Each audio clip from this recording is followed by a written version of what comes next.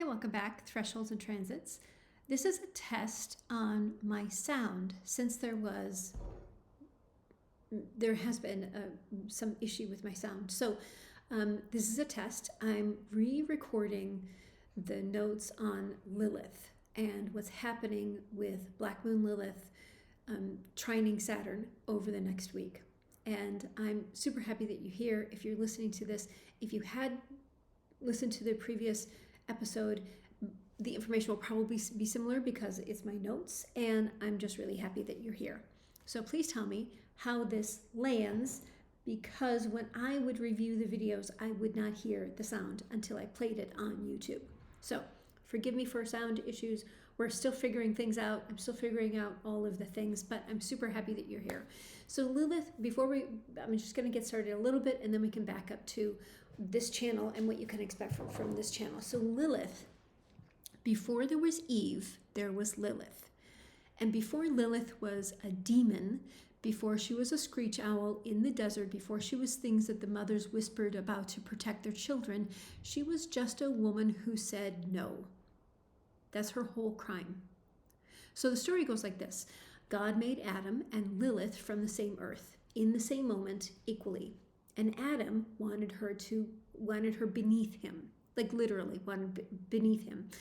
And he demanded that she lie below him during sex, and she refused. She said, "We were made of the same. I will not be beneath you." And when he wouldn't hear her, she spoke the name of God, rose into the air, and left. So she left Eden. She left Adam. She left paradise. And for that, she was turned into a monster.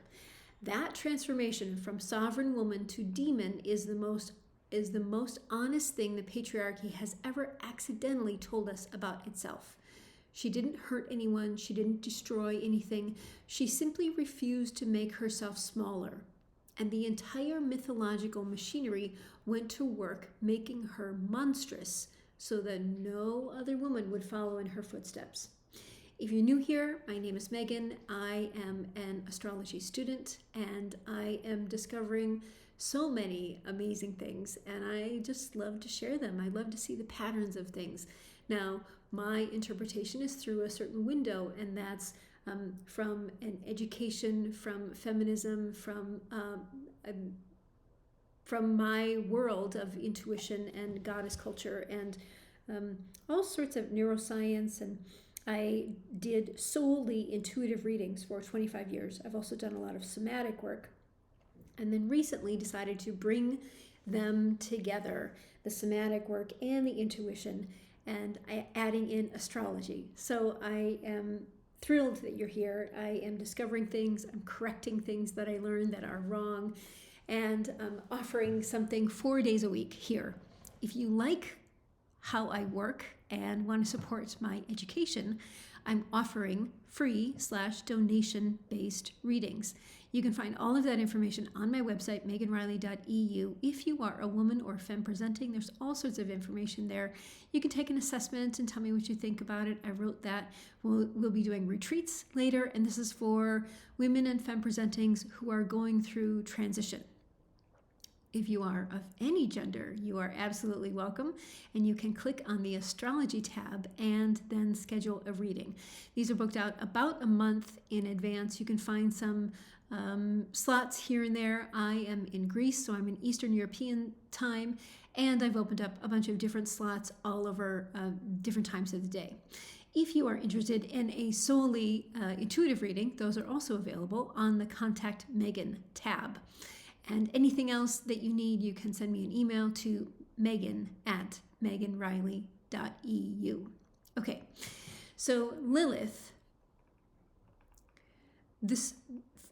what we're talking about with Lilith is if you stay, you are Eve.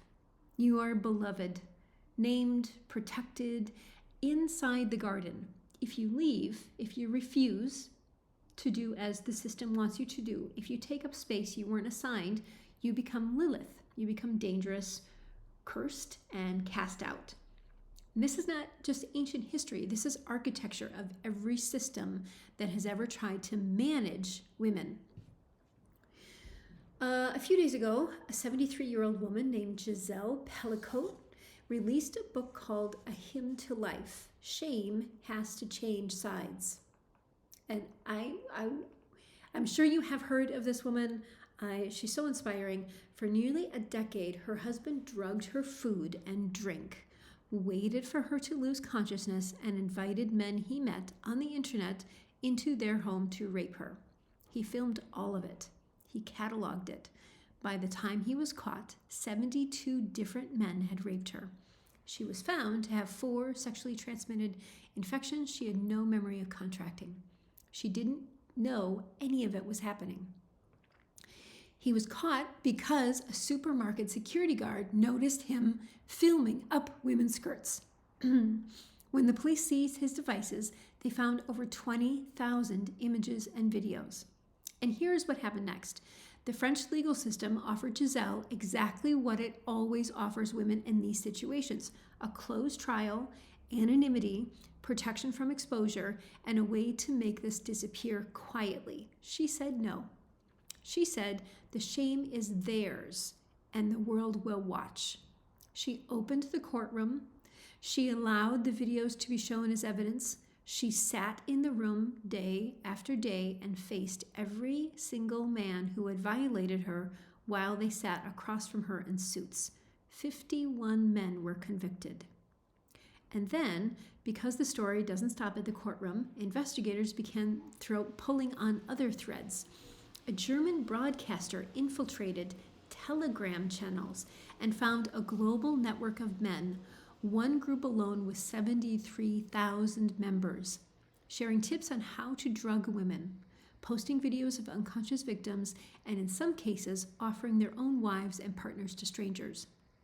Sedatives sold disguised as hair products, instructions for dosage, a community built entirely around the violation of unconscious women. Organized, a subculture with its own norms, its own etiquette, and its own sense of brotherhood. Dominique Pelocot, the husband, was a node in the network. Now let's look at Gisele's birth chart. She was born December 7th, 1952, a Sagittarius, the sign that above all else cannot live a lie. The sign built for truth-telling, for justice, for the long view. Her sun sits in the 9th house, which rules courts, law, and the public moral reckoning.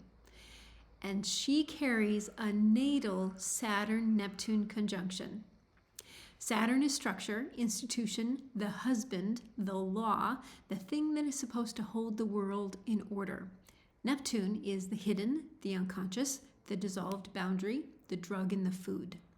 Saturn, conjunct Neptune, is the signature of someone who has to live the collapse of the false structure in the most visceral, undeniable way possible.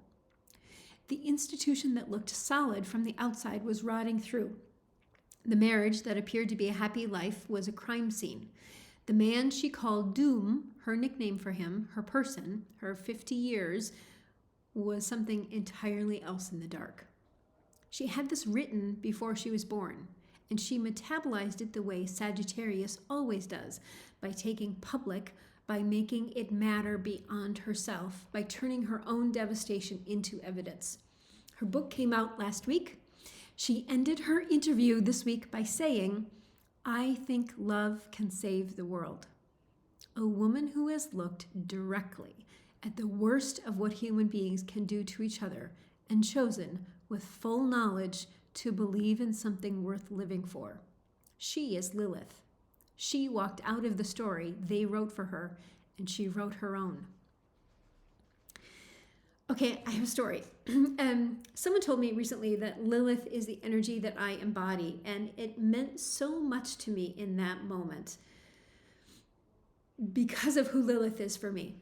So if you knew me before, you would not have said that. Before, I occurred as small, submissive, easily manipulated. I was the woman who stayed too long. There was one time I had a restraining order and I still went back. I made myself palatable.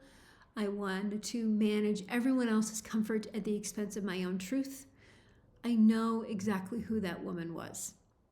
And then it wasn't it wasn't any one thing. It was a series of life events. I went into my Chiron return. Uranus went into my 7th house. Relationships started to change. I started to actively decenter my own internal misogyny, but then how the system occurs to me. I left the country and started traveling full time. I went into perimenopause. I got sober, right? All a bunch of things happened, but it was this process of decentering what I thought I wanted and learning how much I had been conditioned to want the thing I thought I did. I thought I wanted the white picket fence. I thought I wanted the blissful relationship. Decentering that is not what I want. What I want is connection to self and power in self above all else. Then November 2024, I wouldn't say that he got elected. I would say there was an election. So there was an election. And after, it took me a couple days. I remember sitting on my couch in Athens crying because I knew what it meant, or I thought I knew what it meant. And right after, I got 2 tattoos. My solar return is around November. And so I got 2 tattoos for my birthday / time of the election. And the first one was the symbol for Lilith. It's on my right arm. It's on my forearm, so I can look down and I can see the symbol for Lilith at all times. She's always there. And then the second was Medusa. In the story of Medusa, we know the retelling the story of Medusa. And I had it designed so that her eyes were green instead of stone, because my eyes are green. And I had that on my left arm. So on my left arm, which is the past or the feminine, I put Medusa, and the right arm, which is the future or the masculine, I put Lilith. So it's permanent to me every single day because I wanted to mark that moment. I want my body to remember what I'm refusing, what I walked away from. I want to look down, I want to see it, and when the world is telling women to get smaller, to get quieter, to get back in line, to be small, to be passive, to be tired, to be hungry, this tattoo is a vow. And I tell you this because the excavation of Lilith energy, the process of becoming someone who could be called untamed, it's something that we fight for. It's something from the inside of our own compliance after years of being exactly what the story wanted us to be or thinking that we were. So if you are there right now, I see you, and this is for you. The next 3 weeks, this transit and the following transit is for you. So Lilith is a frequency. She is a part of you that knows, the part that has always known, the part that you have taught very carefully to distrust. She is the anger you were told was too much, the desire that you were told was shameful, the boundary you drew that everyone called cruel, the room that you walked out of that everyone said you should have stayed. She lives in you. She has always lived in you, and she has a placement on your chart. So Black Moon Lilith is calculated from the moon's orbit. The moon doesn't travel in a perfect circle around the earth. It moves in an ellipse. And the farthest point from the earth is where Black Moon Lilith lives. So she is the most distant point, way out there at the edge, far from the center of everything. She is a gravitational force. She pulls on planets. She moves things from the periphery and shapes the whole orbit from the outside. That's Lilith. So in your chart, Lilith by sign tells you the flavor of your wildness, the specific quality that was deemed threatening. In Aries, it's your anger, your initiation, your refusal to wait. In Scorpio, it's your depth and your sexuality and your access to what others prefer stay buried. In Taurus, it's your body and your pleasure and your insistence on physical sovereignty. By house, Lilith shows you the domain of life where you were taught to shrink. The second house, your money, your worth, your right to want things. The seventh house, your relationships, your right to choose and refuse. The 10th house is your public life, your ambition, your right to be seen as powerful. And when Lilith transits your chart, she surfaces what has been underground. She does it the way that Gisele Pelicot walked into the courtroom with full presence, with full exposure, with the absolute refusal to pretend. Which brings me to what is coming in the sky right now. So starting February 22nd, which was yesterday, I'm recording this on the 23rd of February, Saturn moves into a trine with Black Moon Lilith, and that energy holds through the 2nd of March. Then, from March 2nd to the 11th, she's going to square the nodes. So structure meets wildness. Fate lines being cut and redrawn. I'm going to do a whole episode on both of these transits because they deserve the time, but just mark your calendar. This is big. The men who wrote Lilith out of Genesis knew exactly what they were doing. You do not demonize something that carries no power. You do not craft elaborate mythology around a woman who poses no threat. The screech owl, the child stealer, the demon of the desert, all of that is architecture of fear.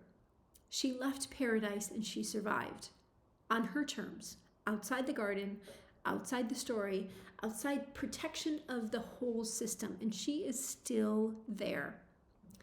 Every woman who has ever refused a bad deal, a bad marriage, a bad silence, every woman who has ever said, the shame is not mine to carry, she's still there.